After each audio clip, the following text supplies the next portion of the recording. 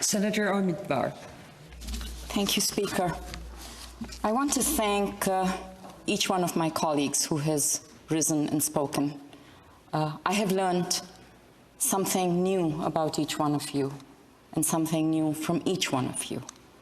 And I want to commend Senator Moody for her leadership in bringing us to this conjecture. I don't want to repeat what has been said, but to add some value through my own lens on this question. I have been told many times by anthropologists and others that as long as there is race, there will be racism. I have also been told that racism is a feature of the human condition and the human psyche. And I ask myself, must it be so? It's certainly true of our history, as Senator Beam has pointed out. There have been clear, transparent, explicit expressions of racism in our past when it was legal to be racist. Taking the Indian out of the child, resulting in the horrendous legacy of the residential schools, the disenfranchisement and internment of Japanese Canadians are possibly some of the most virulent expressions of racism in our history. And lest we forgive ourselves the cardinal sin of slavery, nice, good history lesson, Senator Beam. Let's also remember that pre-Confederation, there were roughly 3,000 indigenous slaves and approximately 2,000 African slaves owned by English and French settlers. These most brutal expressions of official racism are thankfully in our past, but the sickness lingers on. It is malignant. It not only exists, but thrives in hidden corners that we now call structural racism. In order to shine not just a light, but a searchlight on it, I believe we here must look ourselves in the mirror and ask ourselves, how have we been complicit? How do we coast on our privilege of raising tasks whilst others suffer from its yoke? I want to start by acknowledging a homily. People in glass houses should not throw stones. We have not exactly been champions of anti-racism or of legislation that could have improved the reality if it had been adopted, would have made a significant difference. As one example, I take you back to the debates on C-25 and Senator Massicott's amendment to ensure greater accountability by corporate boards on diversity, not just through comply and explain, but through targets, measuring and reporting as per employment equity definitions. Well, it was this chamber that voted it down. 2 years later, the first corporations have now filed their reports on comply and explain. I, for one, am not surprised that these reports indicate that only one group has made progress, and this is women.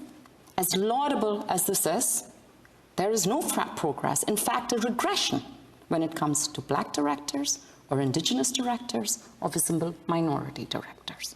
A missed opportunity, I would suggest to us. Let me give you another example. In 2018, CEBA's subcommittee on diversity tabled a report outlining concrete suggestions on how to advance equity in our own house, where we are told repeatedly we are masters of this house. Senator Jaffer was the chair of this committee, and the members were Senator Tannis and Senator Marshall. I attended the committee out of my own interest in the issue. The committee made 10 recommendations. We aligned ourselves, I remember, with great enthusiasm with each one of these fairly concrete, actionable recommendations. But we were really enthusiastic about one particular one, which was to launch an Indigenous youth internship program in the Senate. A year later, in June 2019, an interim progress report was filed by Senate HR at SEBA.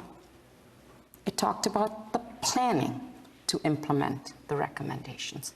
Today, 2 years later, I was told by Senate HR that this recommendation is still in planning.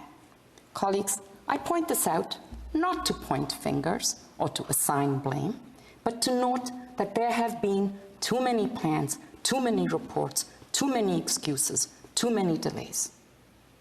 I want to see some Indigenous youth in these hallways in September. I challenge us to make sure that this aspiration is translated into reality.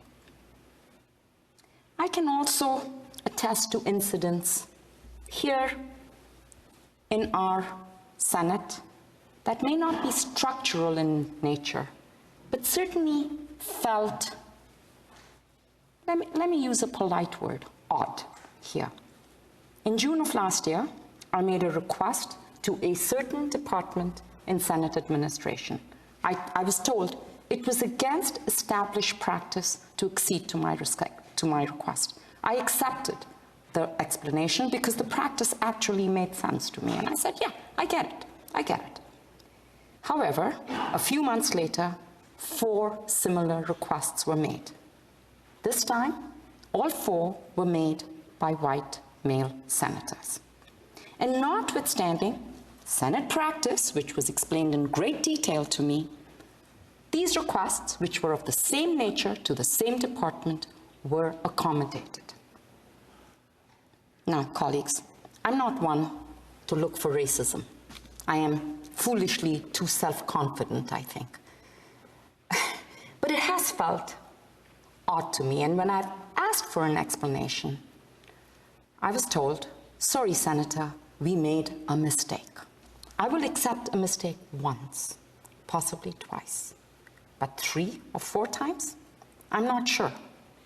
Was that a microaggression? Am I being paranoid? You tell me.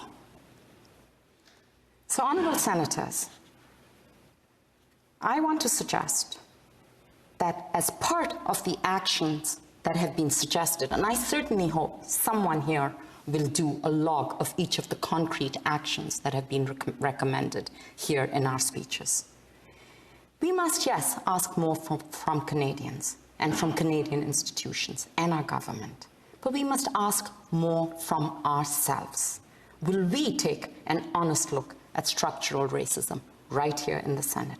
Will we apply a race-based lens to matters of legislation and study? Will all Senate committees develop protocols through the lens of anti-racism and anti-discrimination?